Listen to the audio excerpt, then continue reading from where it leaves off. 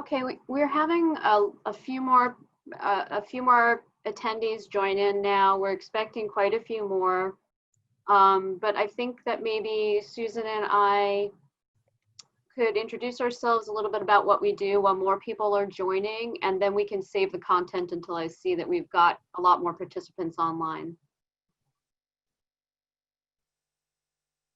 Do you want to start, Susan, or do you want me to? Sure. Okay, well, thank you everyone who's on so far, and I know we're going to have some other people joining, but thank you for spending your lunch hour with us. In a normal situation, we'd be enjoying sandwiches together for these type of seminars, but things are different now, as we know, so we appreciate you taking your time. This is Eileen and I, our first attempt at doing this kind of a webinar, so bear with us. I think so far so good.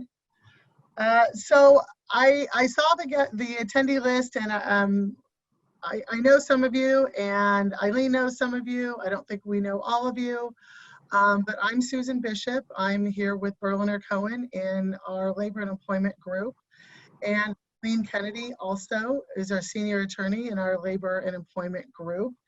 And we've been practicing law for a long time, but both of us combined, I think, have over 40 years of labor and employment law experience, I think. So, but I'll say this, every year there are new laws, there are new cases that we're supposed to understand and implement, but nothing like this. This is a whole new world. So lots of stuff coming out quickly, daily it's changing. I hope that you guys are all hanging in there. I know it's been a tough time, but hopefully we're moving in the right direction, and I'm excited that this presentation is about reopening the workplace, because that's positive, that's what we all want. And we're fortunate because it wasn't really planned this way, but it just happened this way, that Santa Clara County issued some new guidance that's going to go into effect tomorrow, June 5th. And we didn't even know that that was going to happen when we set this up, but it's great news because we can talk about these new things. So as kind of a housekeeping matter, what we're trying to do is I'm going to talk for the first 20 or so minutes, 25 minutes, and then Eileen is going to talk. We're going to, for the same, and then we're going to try to have time at the end for Q&A. Also though, if while either of us are talking, you have questions that come up, please go ahead and put those questions in the Q&A. While I'm talking, Eileen's going to monitor them, and while Eileen's talking to you, I will monitor. During the break between myself and Eileen, we'll try to answer the questions that have come up in the first half, and then we'll try to answer the questions in the second half and the second part. So hopefully that'll work. I'm going to try not to look at them while I'm talking because I know I'll get distracted, but bear with us. We will do our best to get to the questions before the hour is done. Anything to add on that, Eileen? We may not get to all of the questions in the Q&A, but we're going to do our best to get at least the common ones, and then we'll kind of commonly address them. So hopefully that we'll get to your question if you have it. That was the intention. And also bear with me a little bit because I'll be handling the slides as well as the chat box. So, but I think we can get started. We should be getting more participants, but I think we should probably get going right now because we have enough content that they can jump in and probably catch up with questions.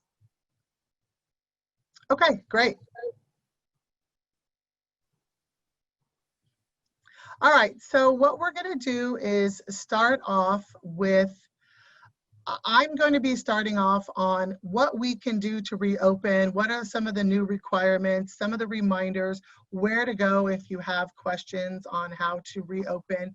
If you're one of the fortunate businesses that's already been opened, this could be a reminder. There are a few changes. If you're a business that's going to be opening tomorrow or after tomorrow for the first time or in a bigger way, this can help provide some guidance for that. I do want to let you know, one thing I forgot to mention already is that we will figure out a way to get you the PowerPoint presentation after the seminar. So I know that comes up sometimes. So we will send that to you if you don't have it already. Okay, I'm going to talk about sort of reopening some of that. Then Eileen's going to talk about kind of once you've reopened, what are the things that can come up? What are the things to be on the lookout for? Or you might expect your employees to come with you with certain questions or concerns. And we're going to talk to you about some of those, some of the things that we've already heard. A lot of these are already from questions that we've had clients ask already. And other people might have the same questions. Okay, so first things first, shelter-in-place orders, which laws control? There are a lot of new laws. We have some national guidance, we have state, county, city, and we have some industry-specific guidelines. The most important thing to know is that we have to follow them all, but with respect to differences, the differences that are the most restrictive are the ones that we're supposed to follow.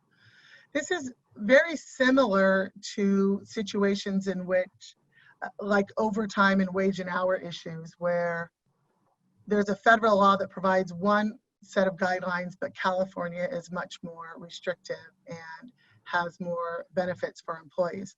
So we follow federal, but where there's a conflict, we follow California. So we're going to spend a lot of time talking primarily about our county guidelines, because when I looked at the guest list, it looks like most people are in Santa Clara County. Obviously, if you're not in Santa Clara County, you want to see what your guidelines are, although they could be significantly different. Also, there are some obviously business differences. I know that there's some restaurant owners and managers that are on the line, and there are some different rules for those, for restaurants, also for construction. So there's a few other differences. I'll try to point them out where they can, but if you want any specific guidance on those, let me know. And I can direct you to websites and also have conversations as well.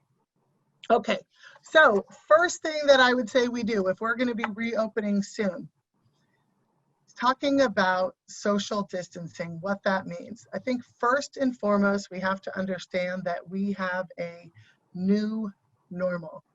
Life is not how it was. It's not going to be for anyone. So even if you're in an industry that's already open or that is going to be opening, all of the social distancing protocols are still in play. Those do not change for the time being. So I think those are very important. I think this is probably one of the hardest parts of reopening, is figuring out how to do this and still make money. But I do want to give some advice, which is, I think it's important that you dedicate certain people in your business that are going to be in charge of monitoring this. They're going to be in charge of seeing that social distancing protocols are in place, that it's happening, that there's people, if employees have questions, there's someone or a group of people that they can go to with questions that can have answers. I recommend that each business has in addition to the guidelines that the cities and counties and states set forth, that businesses themselves have their own policies and procedures, because we all have different workspaces. There are some here, for example, I've heard of businesses who are now having alternative work schedules. Well, that's going to work for some businesses. It's not going to work for other businesses. Here at our office, that is one of the things that we're doing. We are kind of staggering who's coming into the office and who's not. Again, that's going to work for some people. It's not going to work for others. The recommendations are that we have that if you can still have people work from home, that you still want to do that. That's going to really make it easier to follow all these protocols. If your people are still productive at home, then they should stay at home. That's a good idea. That's a good way to make this process easier. I've heard of businesses that are staggering lunch hours. They're having different shifts. I've heard of businesses having a team A and a team B. This week, team A comes in. Next week, team B comes in. When you're not in, you're working from home, things like that. There's obviously partitions. There's a lot involved. But we listed some websites that have some of the social distancing protocols, but in a generic way, and what Santa Clara County has is just a reminder about what the social distancing are.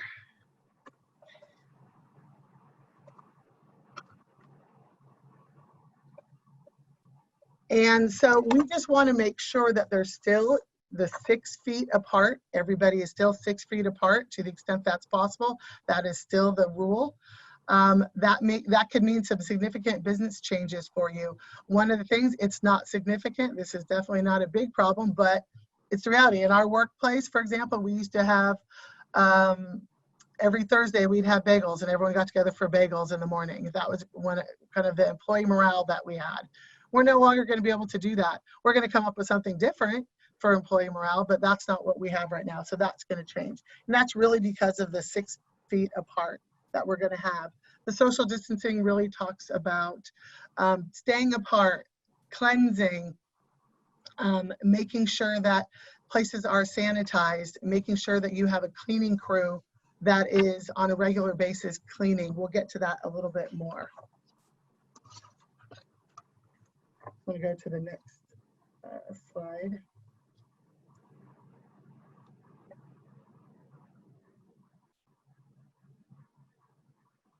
Okay. All right, so once you've kind of set forth what you're going to do, we're going to have to, you may have to restructure the business. You may have to add partitions. You may have to alternate schedules, make different changes to ensure 6 feet apart. We're going to have maybe a task force that's assigned to making sure that places are cleaned. But one thing that all businesses are required to have is there's going to have to be signage at the public entrance of all businesses that is directed to personnel and customers. It's a reminder to personnel, to employees and customers to avoid if they're sick, to don't come in if they're sick, to maintain a distance, to cough and sneeze into one's elbow or a cloth or tissue. Be very aware of that. Wear face coverings. We're going to talk more about that in a second. And obviously not to shake hands and engage in unnecessary physical contact. That's the most important thing here. Okay, and let's talk, if anyone needs these signs that have to be posted, they are easily found on the Santa Clara County's website. If you go Santa Clara County COVID-19 social distancing protocol, they're there. If you having any difficulty, I can send them to you, but they look like this. Part of it is something that has to be, doesn't come out that well, filled out. Part of it is just a sign that says that you have done this. So that's not coming out. But so if you have any questions about that, let me know. Okay, on to the next. Masks. So in most counties, and including Santa Clara County, face masks are required to be worn by employees and customers entering the facility whenever they're at the workplace. There are a few exceptions. Children in our county, 6 and below, don't need to wear the face masks. The ages do change in other counties. Someone who has a disability, that might make it difficult to wear a face mask. And then, of course, anyone whose doctor has advised them not to wear a face mask is not to wear a face mask. But otherwise, all employees are supposed to be wearing face masks. So then you might, and this is if they're at the workplace. Obviously, if you're at home, that's not the requirement. Now, I'm here at the workplace now. Why am I not wearing a face mask? Well, there is one exception that Santa Clara County has, which is if you are speaking on the phone or doing a presentation by Zoom or WebEx or something like that, you're allowed to take off your mask if you're in a private space. I'm in an office here with my door shut, and so that would be a permissible exception. But the minute I go to use the restroom, the minute I go to get more pens from the office supply room, I need to put that face mask on. I've had people ask questions about, well, what do we do about eating? Well, the rules do allow you to remove your masks when you're eating, when you're drinking, that's fine. But they want you to put them back on as soon as possible when that's done. And again, I think the most important thing is, even if you're wearing a mask, it doesn't eliminate the need to follow the social distancing guidelines and the hygiene measures. So if you are eating, taking your mask off, you still have to be 6 feet apart. But it's not okay to say, well, now I'm going to wear my mask so that I can talk to my friend closer, my coworker. That's still not acceptable. It's mask and social distancing.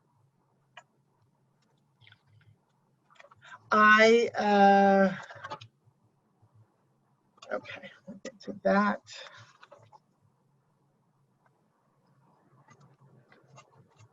Okay, so when we initially wrote these slides, we were following the guidance of the CDC and other organizations saying that COVID-19 can last for days on some surfaces. I know that there have been differences of opinions. Some of the thoughts have changed, and maybe COVID isn't lasting as long on surfaces or at all on some surfaces like initially thought. Still, it's still recommended that you follow these follow cleaning standards for a couple of reasons. One, it's unknown. Things are changing, right? So we don't know. It's still important. We do know that at least on some surfaces, we're being told it can last, it can stay there. So we want to be, we want to make sure that we do all we can to eliminate that. The other thing is, it's really a morale situation, in my opinion. If you have employees coming to work a little bit nervous already, but they see that there is cleaning happening throughout the day, that there are protocols, there's hand sanitizer everywhere, there are cleaning wipes everywhere, they're going to feel better about coming to the office. And that's important. That is part of this process. Eileen's going to talk a little more about the real fear that a lot of people are having and not wanting to return. I think this is one day that, number one, it's still the recommendation in the county, but number two, it's really going to help employees to feel better about returning to work. In fact, this morning, I was about to print it out, but I don't think I printed it out yet. But just this morning, I saw that a lawsuit had been filed in Santa Clara County against a business, and the allegation was that an employee is saying they returned to work and their employer was not following social distancing, was not following safety guidelines, was not cleaning, and that when the employee complained about it, the employee was terminated. And so I don't know if there's truth to what the employee is saying or not, but what I do know is I expect to see a lot of those lawsuits in the future. And some of the ways that we can avoid that is by being really proactive.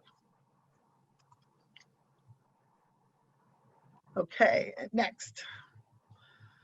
Okay, operation considerations. We all know, especially with the new guidance that's come out June 5th, that the size of a business really impacts the type of social distancing and the type of changes that will be required.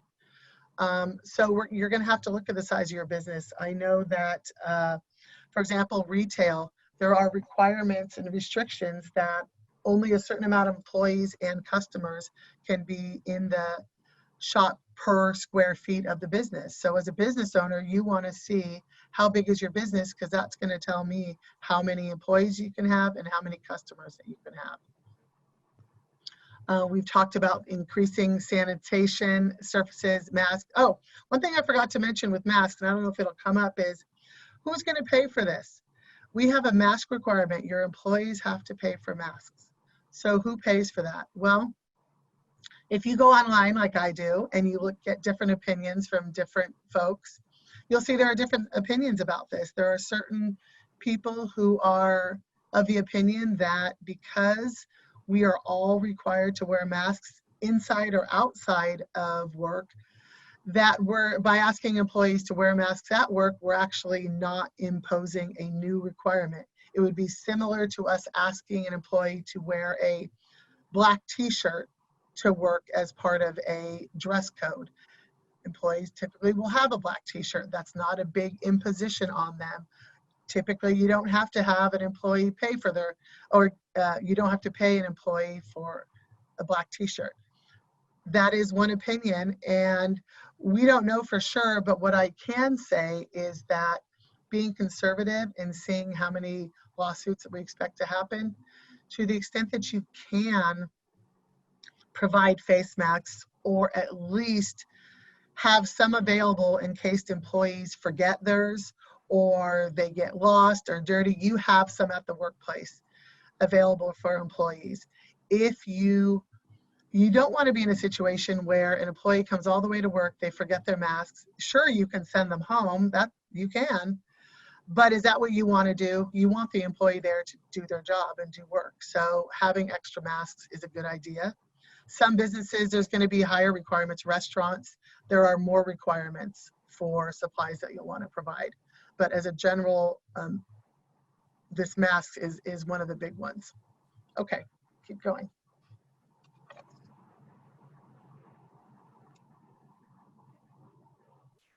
Okay, so one of the things I was going to mention, hopefully for all of the businesses out there, you've looked at the new requirements in Santa Clara County for that start tomorrow, June 5th.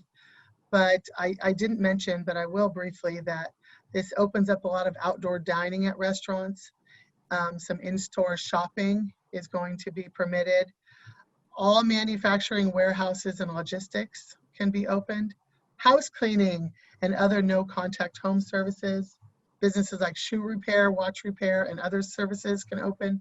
Pet grooming, dog walking. But even with those, I think that's fantastic news. That's great. Even with those, they're still required to follow the social distancing protocols. The other things, just as a quick, just because I thought it was great news, where some of the childcare and summer camps, the summer schools are going to be permitted to reopen. There are guidelines for that, and there are limitations, but they are reopening. I've already gotten tons of email solicitations for summer camps for my kids saying we're reopening, this is what we're going to be doing. So that's great news. But again, the social distancing is still required. Okay, so let's get to some kind of things that we've had happen. One of the first things, now you've implemented, you have your social distancing protocols, you have your signs, you have your masks, you've done everything you could. You've asked your employees to return to work. So what do you do when Fred reports to work but has no temperature? He has been sneezing, blowing his nose, and coughing occasionally. Believing that it's possible that Fred has COVID-19, his manager asks him to go home. Fred says, no, I'm fine. It's just allergies. The question is, can Fred insist on staying? And the answer is no. If the manager, in the manager's good faith judgment, believes that this is a safety concern, then the manager is within his or her rights to send Fred home, even if Fred doesn't think he has COVID-19. However, can Fred request reporting time pay? So in other words, he's come to work, he's had this discussion with you, now he's being sent home with not being able to work. Is he still entitled to some compensation? And generally the answer is yes. He would be entitled to reporting time pay. There are some exceptions. If you have a very good policy of asking employees to self-monitor and self-report their symptoms, for example, take a temperature when they're at home, and Fred has all of these symptoms, or he has a fever, something, and he still comes to work against the policy, that might be a situation where you wouldn't have to pay this reporting time pay, but otherwise you should. We're going to talk more about temperatures, but there are some people who are advising employees to take their temperature at home before coming to work as a self-monitoring mechanism. And I think that there are definitely some benefits to that. Some businesses that might be a good idea, but some it might not. It really, I don't think that's an end all. I think it's far too easy for there to be mistakes. And when I say mistakes, I'm being cynical, because it may be that someone is at home and does have a temperature or does have some symptoms, but really wants to come to work to earn wages. That person might not be forthcoming. And then on my other cynical side, it could be the other way. Someone could be perfectly healthy, no symptoms, no temperature, but they don't want to return to work for whatever reason. And so they might say that they have some of these problems. So I think you have to look at your business, your personnel, who are the people that you work with, what would be best for you. But for sure, we talk here about essential businesses. There are some businesses that are required to monitor health, to ask questions if they're experiencing any signs of the illnesses. Those are essential businesses. It is still recommended, although not required, for some of the new businesses that are opening up. We don't have to do this, but it's still a good practice, especially if you're in some of the high traffic businesses. It's still recommended. We give you some instruction, some guidelines for where to go if someone is sick. We could have a whole seminar about what to do on that, and we're happy to ask questions, but for now we have this, the county's Learn What to Do If You Think They're Sick website information, which provides some helpful guidance. And quickly, before we turn it over, I also wanted to mention about screening. I've had a lot of clients call and ask, can we take temperatures? Can we take the temperatures of employees at work? If you would have asked me, or if I would have been asked this question 6 months ago, I would have said no. That normally is too intrusive, and it's normally something that would be a medical examination that wouldn't have been permitted. However, now with the pandemic, it is considered a permissible medical examination if done for workplace safety. So if that is something, it's not required for most businesses, but if that is something that you are considering doing, then whether it's required or whether you're doing it voluntarily, there are still things you need to worry about, like how, as a process, you're going to make this happen. We need to have individuals designated to be the people to take temperatures. Those people should be suited up and safe. The last thing we want is the person taking the temperatures to get sick themselves because they're taking temperatures. We want to provide training. We want to, I was at a webinar the other day where they suggested having a medical personnel person actually conduct the temperature checks. Most businesses can't do that. So if you can, that's fantastic. Most businesses can't, it's not required. But we do want to train the person doing it. We want to, and we also want to really make sure that we respect the privacy of the people who are getting their temperatures taken. If you are going to implement temperature checks, the advice is to let your employees know before. Give them notice. Let them know what they can expect. Let them know it's not going to be out in the open in front of everyone. That temperature checks will be private, maybe in a separate office, maybe a curtain can go up somewhere private where they can have their temperature taken. If you're going to keep that information for any reason, if you take temperatures and someone has a high temperature or they don't, but you're maintaining it, many businesses will have an additional notice requirement under the California Consumer Privacy Act. We can talk more about that if you have questions, but businesses of a certain size will have to provide a second notice document, which is fine. It's just a piece of paper, but it's something that important. It gives the employee assurances that their medical information will be treated confidentially and okay. And we talked a little bit about this. What if an employee tests positive? And we have, again, directed you to the websites about what to do. But generally speaking, you want to send the person home. You want to sanitize your facility. Now, some businesses are going to need to shut down depending on the size of your businesses and just depending on where the employee was. If this is a new employee that hasn't been in the building for 2 months and comes in with a temperature, your requirements are going to be different, a lot less than if this is someone who's been in the office or been in the restaurant every day for the last 2 months. You're going to do things differently, and so you have to be a little bit flexible about that.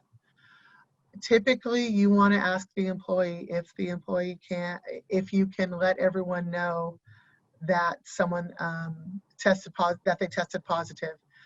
Now, most employees, I think, don't want their coworkers to know that they tested positive, most likely, although it's nothing to be embarrassed about still. And that's fine. And we don't want to retaliate against anyone for that. But what we do want to do is we want to make sure that the other people who worked with that employee are safe. And so maybe we would send out a notice that someone in the workplace has tested positive.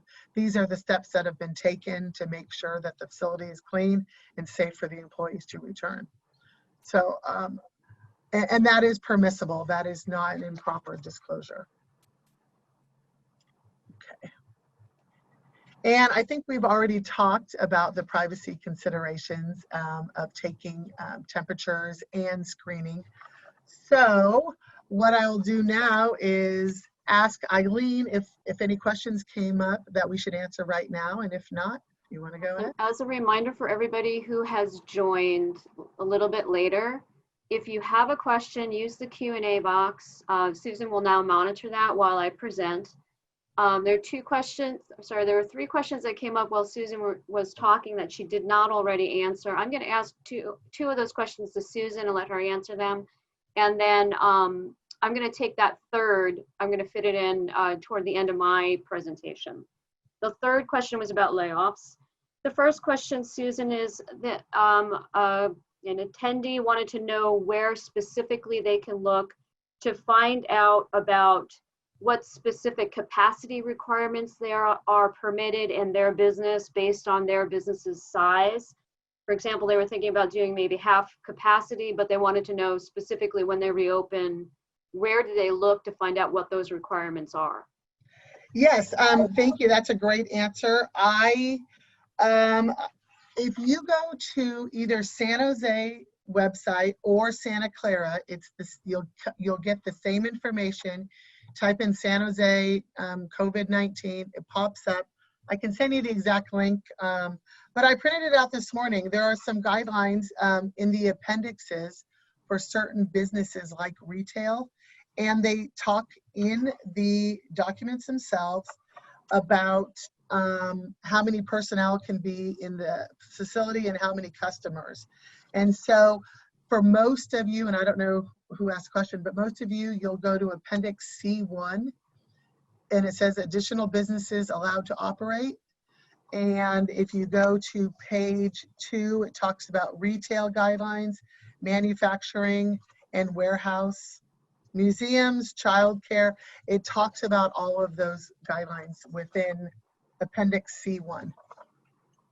Okay, great. And then we had a second question.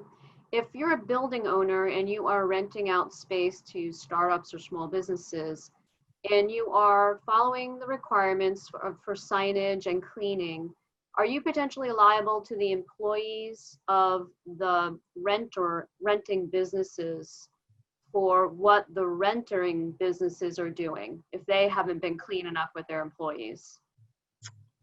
Or if they haven't been following the safety and the hygiene requirements that they're supposed to be?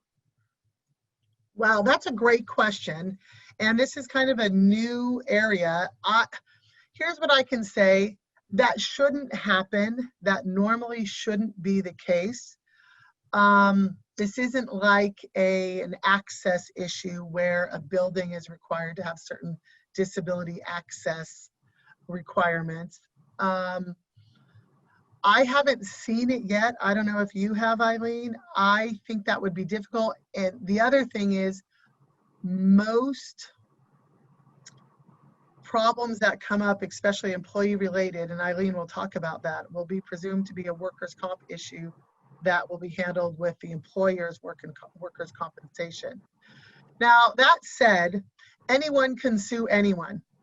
and try and be someone who can try this. My recommendation is, if you're a business owner and you have information and you have reason to believe that there are problems, I would be proactive in it. I really would be, and do anything that you can. That would be my advice. Okay, with that, I'm gonna close off my Q&A box and get started. Just to close up on this topic, there's one last issue that you should be aware of. Effective January 1, before we even understood what a pandemic could possibly do to us, we had sweeping new legislation regarding privacy requirements in California. And for the most part, that deals with those businesses that collect consumer information, but you should know that some of the businesses might be obligated under those laws to provide a policy or a statement to employees, for example, if you're collecting private personal information regarding them. And if you are now taking temperature checks or otherwise monitoring the employee's health and you're documenting that, you're going to want to update that policy that you should already have in place and inform them what you're doing with that information. I mean, for the most part, you're using it for safe business practices, and it will be kept usually in a separate file, as Susan has already pointed out. That's a one-liner or a two-liner that you would use to update that policy. So we're going to jump into another hypothetical. Suppose Fred, same Fred, does not test positive for COVID-19, good for him, and returns to work. However, he tells his manager that his wife has tested positive for COVID-19. He also tells his manager that it is fine for him to work because his wife barely has any symptoms and he has no symptoms at all and feels fine. Well, we should all know right now, you're just listening to the barrage of media, that somebody may be infected with COVID, have no symptoms, and it is possible that that individual can spread it.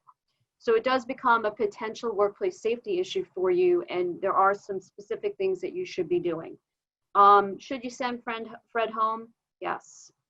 From there, what I would like everybody to know is that the CDC has an excellent guidance on what to do specifically if you are having symptoms of COVID, if you are exposed to somebody with symptoms of COVID, or if you have confirmed cases of COVID. Specifically what you should do, what steps you should take. What you as the employer should be doing is familiarizing yourself with them, so to speak, the person at your business that is supposed to be tasked with these things. Familiarize yourself with the CDC guidance says, and direct the employee to that CDC guidance, okay? It's gonna tell not only the steps you should take while you're sick, but it's also going to give you advice about what requirements there are for when somebody has been isolating and when they can stop isolating. So that's going to tell the HR folks everything they need to know. Our recommendation as a best practice is to go straight to that CDC guidance. And generally speaking, with respect to Fred, potentially exposed employees who have symptoms should self-isolate and follow those recommendations. And then if they have no symptoms, they should remain at home or some comparable setting and practice social distancing for 14 days. Basically, don't leave your home for 14 days. Okay, so, and again, you're gonna have issues where some of the employees are saying, hey, my family member's sick. Well, are they sharing a living space with that individual, that family member? Or if somebody who is sick that they're sharing a living space with, even if they're not a family member, someone with whom they have an intimate relationship, or even somebody that they've had prolonged contact with and they haven't been observing 6-foot distance or social distancing with that individual. If there are any of those types of exposures, your employee isn't sick, has no symptoms, but was exposed to somebody else who has a confirmed case or has symptoms of the type I've described, in that circumstance, it's important for you to send that person home. You're going to ask that person again, follow those CDC website recommendations. You can ask questions about whether or not they have symptoms of COVID, like a cough, shortness of breath, chills, shaking with chills, aches, muscle aches. If you need to know what those symptoms are, you can go to the CDC website. you're allowed to ask all of those questions. Prior to this pandemic, it was a question about whether or not you could ask medically related questions. And the guidance is now you can ask those types of questions. You don't necessarily need to ask if somebody has tested positive for COVID, but you can ask whether or not they're having symptoms. In terms of asking a person to get tested, you need to make sure that you can have this discussion with the employee.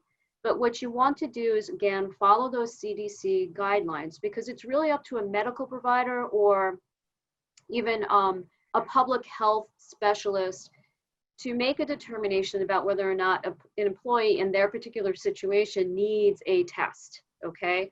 So if they do need a test, it's okay for you to require that, but remember to be flexible, because you don't know, right now, things are very much under control, at least in the Bay Area, the Northern Bay Area. That may not be the case in the future, or where your business is located right now, that might not possibly be the case. So you need to be flexible in terms of certifications and seeing the test results prior to somebody coming back, or certification from a medical provider. They may not be able to get that depending on how busy medical providers are in your area.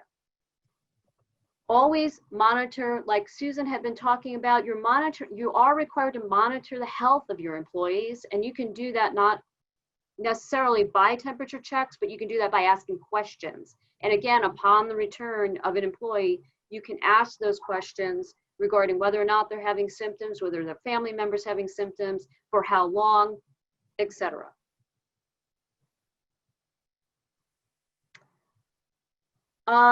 Again, it used to be a problem if you asked medical inquiries or took a temperature.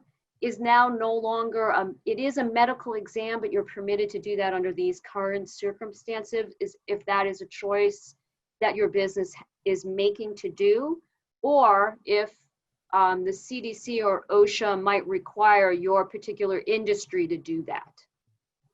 Or even sometimes a shelter-in-place order, I would double check that. Most that I've seen haven't required that, but I would continue to check those in the future. Because again, we might get hit with a second wave. You don't know what's going to happen in the future, but remember those particular places where you would look. The ADA and the comparable California law still is in play. So what that means is, for example, you have a requirement generally that you have to require individuals to wear face coverings or masks at employment, with the exceptions that Susan went over. If you have an employee that says, I have a medical excuse for not I cannot wear a mask or a face covering, and they have a medical note, certifying that that's the case, you have a potential issue where you have somebody with a disability, a qualified individual with a disability. So none of those rules have gone out the window. You still have to follow all of those general standard rules that you would have done prior to this pandemic. You have interactive dialogue with that individual to see if you can find a reasonable accommodation for that individual. Reasonable accommodation might be they work from home, they're on a leave of absence until circumstances change. So bear that in mind. You have to treat some of them on a case-by-case individual basis, and always document your interactive dialogue with that individual. Okay, next hypothetical. Fred remains at home from work due to his exposure from his wife's COVID-19 infection. He calls his manager and says his wife has been symptom-free for 2 weeks. However, he does not feel comfortable returning to work. He says there were rumors that 3 of his coworkers have been infected with COVID-19. I anticipate that a lot of the people, the businesses in the audience, business owners in the audience might get these questions, HR directors especially. Can you insist that Fred return to work? So the first thing I want you to remember is, I'm going to redirect you to the CDC website. Is Fred, based on what the CDC suggests, is Fred able to come back? His wife is symptom-free for 2 weeks, but has Fred's exposure and no longer symptom-free past that 2-week period? You got to concentrate on Fred, not just the household member. So once you get past that, in this circumstance, let's assume that Fred is also symptom-free for 14 days after his wife had been, at the same time his wife has been, self-isolating. You could tell Fred, generally speaking, your fears are not going to be enough for you to return. But I think here the best practice is to be flexible. Is there some way that we can discuss with Fred what his fears are and what they're based on? Now, if you have a situation where there is somebody positive at the workplace, again, Susan had mentioned, it's a good best practice is to notify the others who have prolonged interaction or contact with that individual, even if they were social distancing between 6 feet, but especially if they were not, to notify that there has been a COVID positive confirmed case in the workplace, so that they can take the steps that the CDC suggests. And if you explain to Fred that we've done that already and it makes sense to bring him back, then yeah, you should be insisting that he return. Can you reveal the individuals who have had that COVID-19 confirmed diagnosis? Absolutely not. They have a right to privacy. You need to respect that. Suppose an employee absolutely refuses to come back to work. Again, an issue that I'm afraid that many employers will have in the future. There are potential for retaliation under our workplace safety statutes. And what you should know here is what I have up on the slide, the circumstances under which an employee can maintain that type of action against the employer. There has to be a reasonable belief that there's a real danger of serious death or serious injury, and exposure to COVID-19 actually might be that. So if you're allowing people who have confirmed cases to continue to work because they feel fine, that's a real danger, okay? That's one example. So, but I think the question is, again, I'm going to remind you that you need to have that interactive dialogue. You need to be flexible. You need to understand where that employee is coming from, and you need to document. But if you need to really have an understanding of what's reasonable, in addition to what Susan has already discussed with you about those general social distancing protocols that you're seeing in the shelter-in-place orders, what you should also do is check out Cal OSHA and the OSHA website. They kind of explain what is or you should be doing depending upon what your industry is, what your business is, and what your level of risk is for contracting COVID in the workplace or related to the workplace. You could be a very high risk business, like a healthcare worker treating a COVID-19 confirmed case. You could be high risk, like a first responder, a police officer. You could be a medium risk, like a grocery store that has constant interaction with the public. You could be a low risk, like what Susan was describing, an office setting where you're a law firm and people come in by appointment. So check out those websites so that you understand, where do I fit in this, and am I making sure that my workplace is safe? And that way you have something to combat the potential that you get a retaliation claim later on for workplace safety issues. Okay, a couple of things to remember about wage and hour. Wage and hour requirements still exist. They're going to continue to exist. The application is a little different given the changes that you have to make because of this pandemic. Never pay less than the minimum wage. Remember to pay the overtime premiums that are required. So if you have people working from home, you need to make sure that they are tracking their hours, they're tracking their overtime hours. They need to be tracking their meal breaks. Even if they're not at the workplace, you need to figure out how to get that done. You need to remind them of what those rules are, when they need to take their meal break, and that they're entitled to rest breaks for your non-exempt employees. For your exempt employees, if they're white collar exemptions, remember that you have the salary basis test and you have a duties test. The duties test may be changing. Perhaps those exempt employees are performing more non-exempt duties now. You may need to reclassify that individual based on what they're actually doing and how much time they're spending on that particular duty. So reevaluate that. If you need to change a position, document it. Document how the position has changed, and that perhaps they're now exempt now and that they fall into that bucket. a good rule of thumb in terms of reasonable business expenses is that still applies for some of your teleworkers. You may have to pay some amount toward their internet, their electricity for operating from home. Remember to be flexible. You might have a designated amount that you pinpoint for this, and may allow you, but what you should be doing is allowing them to have some flexibility to tell you, no, actually I spent a little bit more because of XYZ issue. That's going to help prevent against potential certain class actions, or making a class action look a little bit more difficult for a plaintiff's attorney to bring. Okay, so I'm going to loop in now with that layoff question. I'm anticipating that there might be some businesses, because of the volume issues, that can't have full reemployment, or can't even have full of their employees pay them the full amount that they had previously done. So what do you think about? I'll talk about the layoff last. Think about whether or not you have a contractual obligation with the employee to pay a certain amount. You're obligated, even though you still have an old contract with maybe a C-level executive, you need to pay according to that contract and follow that contract. Did you get a PPP loan? If you did, there are rules about whether or not and how much you can reduce pay based on a comparable period. No more than 25% pay reduction during your PPP loan period. That excludes those individuals paid more than 100K. There are new changes. They're making their way through Congress right now. Last night, the Senate passed changes.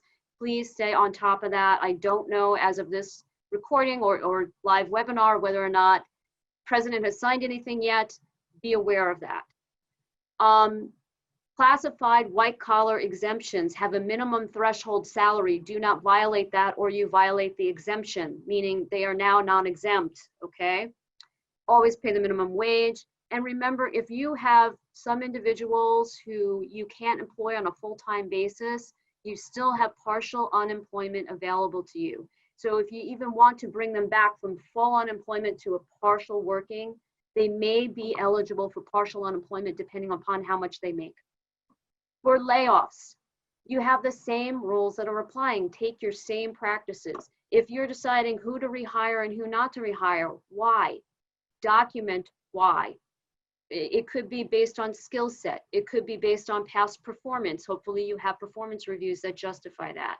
If you are in a situation where you may be triggering Cal-Warn or WARN Act, be aware that there are some exceptions to that depending upon your business's ability to continue to work, okay? And very specifically, Governor Newsom, several months ago, said that Cal-Warn will have that same exception or exclusion given the pandemic situation. Leaves of absence. There are still issues that may come up. Remember, there are, at the federal level, 80 hours of paid sick leave for various COVID-related reasons, including needing to self-isolate because of a COVID potential exposure or actual COVID illness. After that expires, you follow normal unpaid family medical leave, or in California, California Family Rights Act leave. They may be entitled to unpaid leave.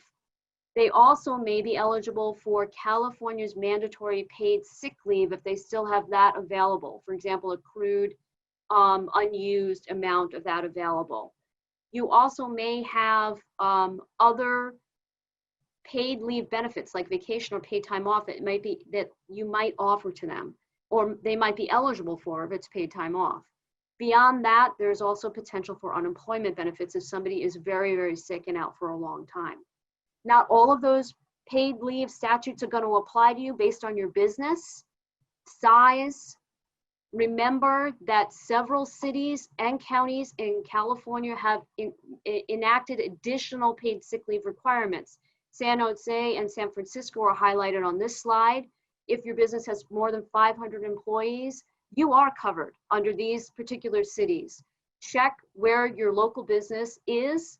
Check your local business's city and county for additional requirements. Note Oakland, LA County, and Los Angeles City have additional requirements other than what you see up here. In San Jose, I'll note that if you have fewer than 50 employees, you had an exception under the federal law where you might not have to provide that paid sick leave. Here, that exception goes away. Okay, so we're on to our question slide. We have about 5 minutes. So Susan, is there something that has come up?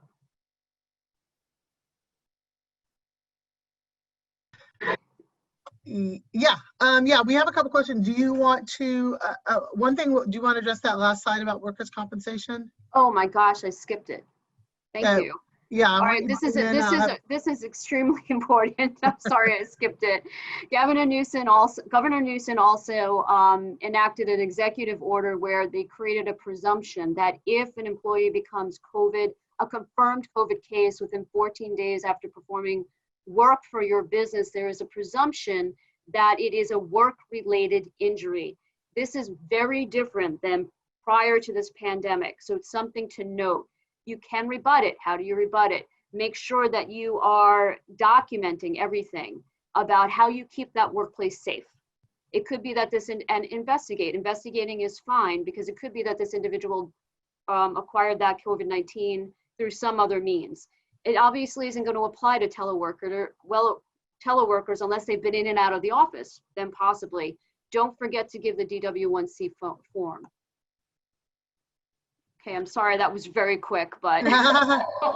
So we have a few questions, and if you have any others, we'll spend some time answering questions. Yes, we can both stay later.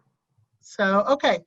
So if there are employees that will not be needed anymore, when and how do we let them know? Okay, so my answer to that is, if you know that you're not going to need the person in the near future, let them know now. I mean, why have them wait? They should be looking for other jobs, and give them an opportunity. They're probably collecting unemployment. They'll still be able to collect unemployment, but at least then they can start looking for other jobs. So if you know you don't need them, I'd say as soon as possible. How do you do it? You do it like you would well, they're not in the office.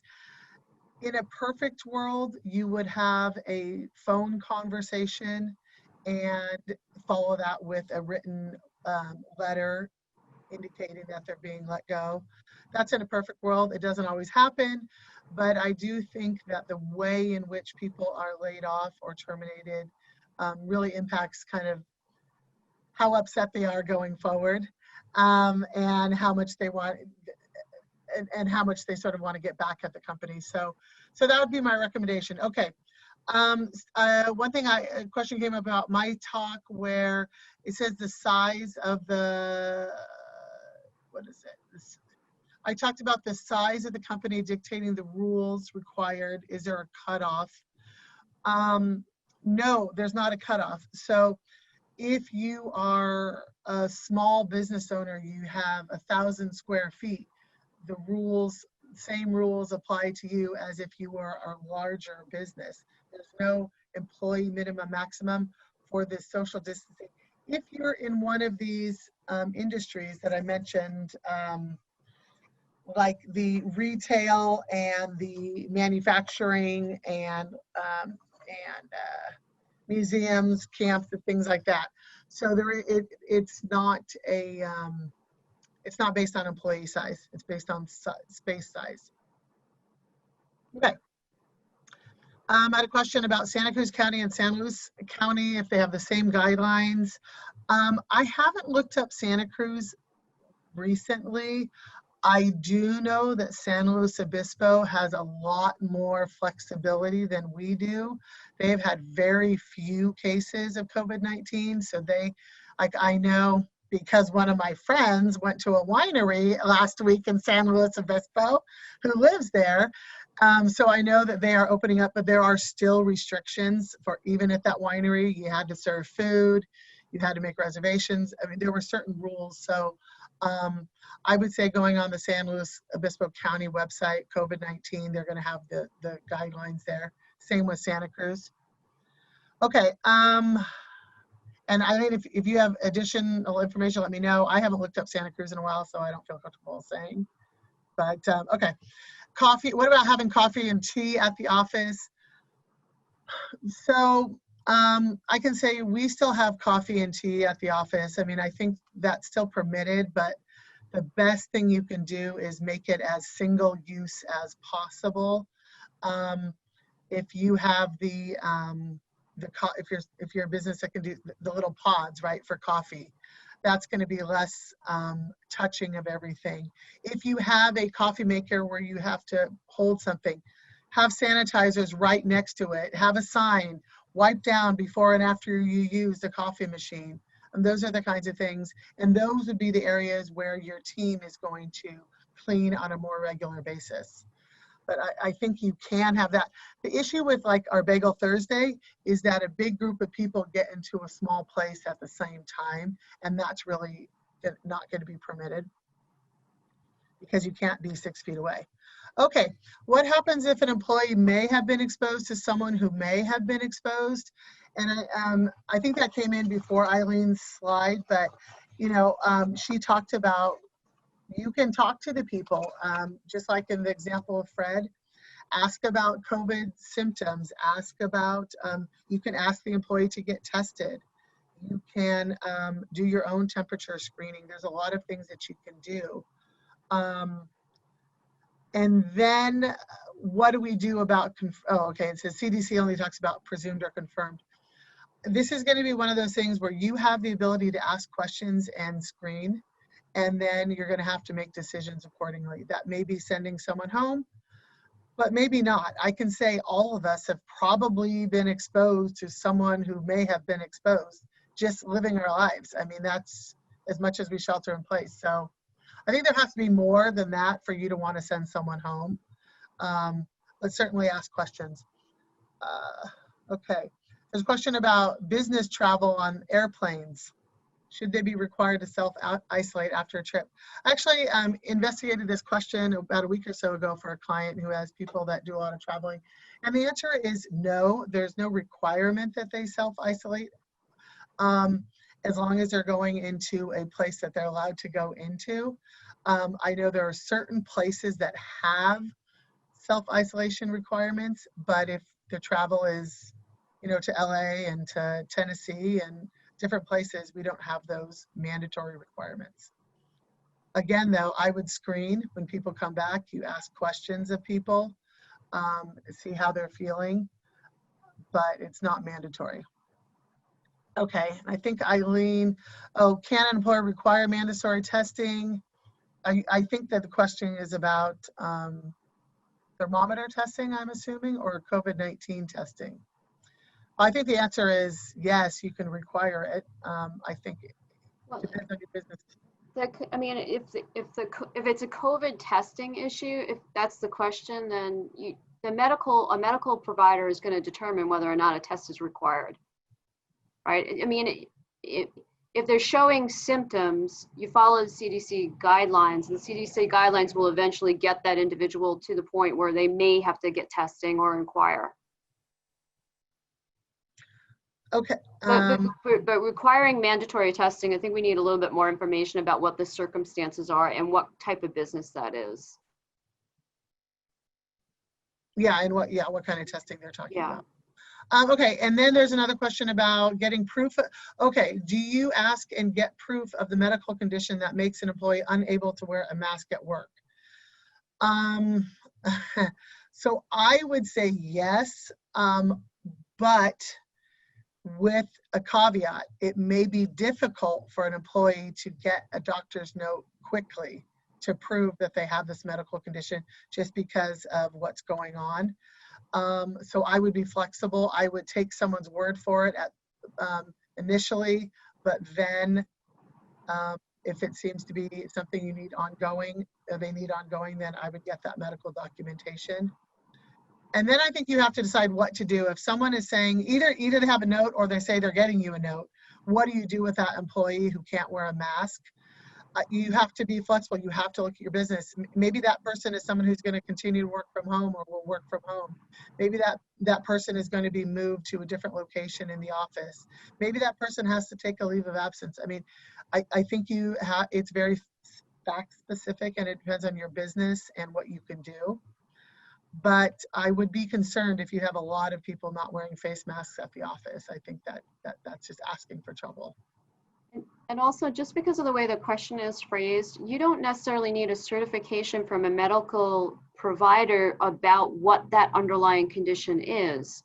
If you just had a certification from a medical provider that said this person has an underlying condition that makes them, more susceptible to contracting COVID, then that's a certification. That's all you need.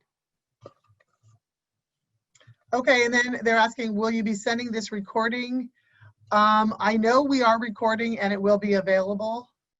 Eileen, do you know how it's available? Sorry. I think we're still working that we'll out. follow up with the slide deck and let you know what we're doing with respect to that. I know it will be available, so let us try to figure out how that is. And if you want it somehow, you would send me or Eileen an email and we'll get an answer for you. Okay, can you clarify the notice requirements for employers conducting temperature checks? Yes, so there's basically two, the way I'm looking at it, there's two notice requirements. One, anytime you're asking for a temperature check, you want to give them notice about what you're doing and why and what you're going to do with the information.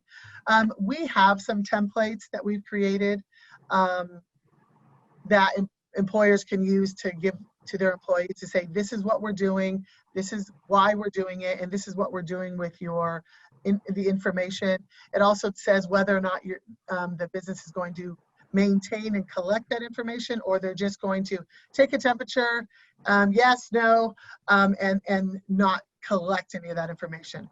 So that's the first notice. The second is if you are a covered business under the California Consumer Protection Privacy Act, maintaining information on temperatures would require additional notice provisions. Again, we have that information if you want it, but it's sort of, it can be combined with the first notice or it can be separate, but it actually spells out the California Consumer Privacy Act information, and but it's the same idea of giving notice of what's going to happen with the information.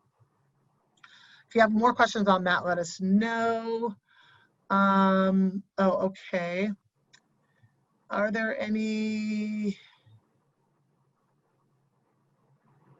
exceptions to the manner of distributing final paychecks given office? None that I'm aware of. Question is, are there any exceptions to giving final pay? As we know, final pay needs to be on an employee's last day if they're terminated, or if they are if they quit with more than 72 hours notice. There's no changes that I'm aware of right now, but what I do often is recommend to employers to overnight deliver the final checks as soon as you can. If to be really conservative, what you would do is, let's say I want to terminate someone today, Thursday, but they can't get the final paycheck, I can't get it to them until Friday. I'll pay them for today and tomorrow. And they'll get their final paycheck tomorrow. That included time they didn't work. That's the safest way to do it. And that complies, and there would be no additional liability for that. I don't know if Eileen has a different idea, but. No, Okay. I just said if you were one of those businesses that prior to the pandemic handed out paychecks, there's no requirement that you have to hand them out. You can mail them, just like what Susan suggested, by overnight mail to track it, or even just mail it if you don't have the the funds to do that right now. Okay. Another question. If we hired full-time seasonal employees and let them know we have work through the end of July, are they eligible for unemployment? The answer is yes. Seasonal employees could still be eligible for unemployment. Now, in a normal situation, EDD goes and looks at their pay for the last 5 quarters and determines and prorates how much one employer is contributing toward the unemployment payments versus another. If these are short-term seasonable, what that means is you might be sort of prorated, partially responsible for the payments, but it depends how long they work there and how long they work for someone else. But the short answer is yes. Okay. And it's the timing of the unemployment. They don't become eligible when they have work available to them, right? Right. Yeah. Right. If that's, Okay. I don't know if that's a question or not. It could, because that comes up often. That's why I just mentioned it.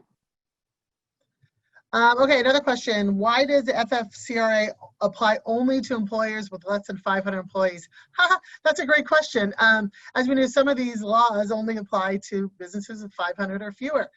I think there's politics involved, but what the answer on the answer is, companies with 500 employees or above are thought to have already provide this or more to their employees. And it's really the smaller businesses that don't have paid sick leave or other kind of paid leave benefits. Eileen, do you have any other nonsense? Yeah, that's my understanding of the politics behind it. Yeah. So. And San Francisco and San Jose are exceptions now. So. Right, and yeah. Yeah, that's right, and there are exceptions now. Okay, so okay, so someone has to go. Police officers, do they have to wear face masks? Eileen, I don't have the answer to that. I think they're supposed to. Yeah, I don't know the answer to that. Yeah. It may be that there is some, I don't know the specific industry requirement there. Okay, and then I think I have two more questions for anyone who's, I know we're dropping participants. For anyone who has to go, I completely understand. Thank you so much for showing up. Yeah. The rest of you, I think we have 2 or 3 more questions we can try to answer here. Okay, we have a few employees on leave due to childcare and are paid 80 hours. Once the school year ends, how do we ask these employees to return to work? Okay, so the question is, what do? You know, as an employer, you're paying, under some of the new laws, you're paying some of the parents whose kids were, they didn't have childcare and schools were closed. But now schools are empty. You know, actually now I think we're gonna have less need for that time off because, especially, for example, in Santa Clara County, childcare are able to reopen. They're limited situations, but they are reopening. Summer camps are reopening. So we're not going to have as much need for that kind of leave. So what I would do in that situation is, the question is really, how do we ask the employees to return? I would ask them to return. You call them, you email them, hey, I think school's out. Are you ready to return? What is your situation? And you have to be kind of flexible. Some people, the fact that childcare and camps have opened up, like I said, will eliminate the need for this kind of time at home. But for some people, there may not be. You have to be a little bit flexible. But you get them back to work. If they don't have a good reason why they're not coming back to work, if they can't explain why they still need to be home, they may be terminated. You have to see. Or you may have to come up with something flexible. Okay. Okay. Yes, there's a question. Will we be sending the slide set out? Yes, we're going to send that to everyone who attended. Are we going to get this session sent to us for notes? Yes. Okay, and then I think this is the final question I have. Maybe you want to answer it, Eileen. Do you want to answer this question? Had employee who had temperature. She went home, self-isolated 2 weeks. She claimed unemployment for the first week, then realized she should be covered under the Family First Act. We did cover her pay under this for the second week. Is this okay? If you don't, I can answer if you want. Yeah, I mean, basically, if she claimed unemployment but was not actually terminated, even if she was on some kind of a leave, and she's not entitled to unemployment. And it depends on exactly when this occurred, because COVID might have happened before FCCRA went into effect, which was April 1. So there's a timing issue, but let's assume that that's in effect. Then you probably have to pay for that first week. You're obligated to pay for that first week and probably report to unemployment because she's not unemployed and she was on leave and you had an obligation to pay assuming you had the obligation to pay the Family First Act leave. That's how I'd answer it. Yeah, I mean, yeah. Ideally, she returns to unemployment what she earned that week, but you paid under the Family First Act for that week. That's the perfect scenario. It's probably never going to come back to hurt anyone, but that would be the perfect scenario. Okay, I think I've answered all the questions. People can't. Can we share a conference room of 6 feet apart? Yes. So wear your masks. If people are still 6 feet apart, you can still share a conference room. San Jose is accepted from FFRC if less than 50 employees. No, what we're saying is that even if you have less than 50 employees in San Jose, under the normal law, there could have been an exception if you were under 50 employees. San Jose says we don't have that exception. Right. So you still have to follow that FFCRA even if you have fewer than 50 employees. Right. Okay, and then I think if a vaccine comes out, can an employer require employees to get vaccinated? I don't have the answer to that yet, but we will. When and if a vaccine comes out, we will know. Justin, let me see if I can answer your question. You said it wasn't answered yet.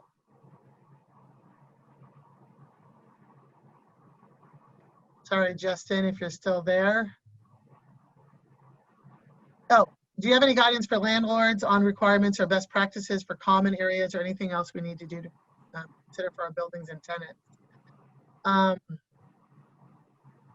Well, obviously, I think for common areas, you have those obligations to have the signage, to ensure that the cleaning is done, to have mechanisms in place for social distancing, like stickers on the ground about where 6 feet apart is, face masks, sanitizers, all of those things that everyone else has. Eileen, do you have any other suggestions? Just go to that specific. I don't know off the top of my head. I actually don't remember seeing specific things for landlords, but I want you to go to that general county public health shelter in place order and social protocols, social distancing protocols, where that building is located, in the county where the building is located. That's specifically where you need to go. Also, you can check the CDC website, but I don't recall seeing anything related to building owners. And kind of have a policy on what you are doing, so you can show what the building is doing to keep it clean and people not contracting COVID. What if an employee has a pre-existing condition and he or she doesn't want to come to work? How do you handle that? This is where you can ask for that medical certification. And then you try and see if you could come up with a reasonable accommodation. And the last one, I think the question was, are employees that are in furlough status eligible for unemployment? And yes, definitely they are. And if they haven't, if they've been on furlough and they haven't gone to collect unemployment, they should go and try to get it back. As soon as possible. Yeah, as soon as possible. That's exactly what it's designed. That's what it's for, the people that are furloughed and laid off. But certainly even if short-term furlough, they're still eligible for unemployment. Absolutely. Okay, I think we've answered everything, you guys. We have emails on the PowerPoints. We're sending you an email. If you have other questions, let us know. Thank you so much. We really appreciate it. Probably going to have another webinar in a few weeks or so, and we'll keep you posted. Thank you very much. Thank you.